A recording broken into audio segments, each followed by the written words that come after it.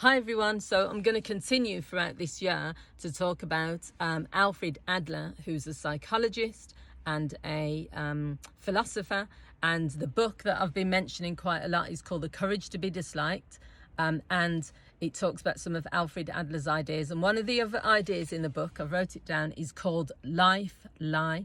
And what it means is that when one person shifts their responsibility for their situation they're in to someone else, so they lie to themselves and to others to avoid interpersonal relationships and life tasks.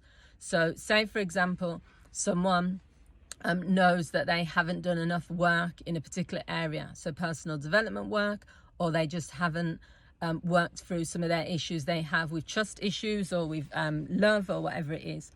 They will tell themselves they don't need love anyway, or they will tell themselves, and this is quite common, all women are useless or all men are trash.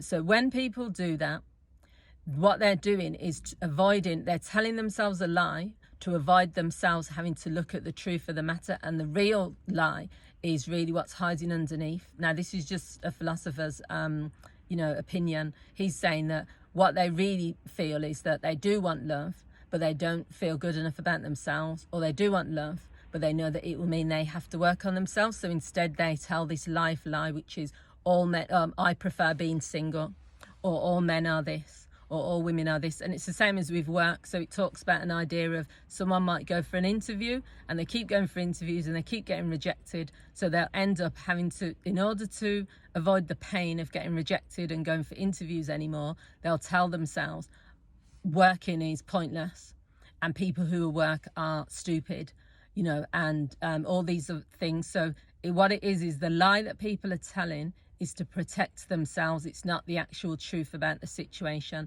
So I found that really interesting, and I'll continue to talk about some of the concepts in this book because I think it's a really good book, The Courage to be Disliked.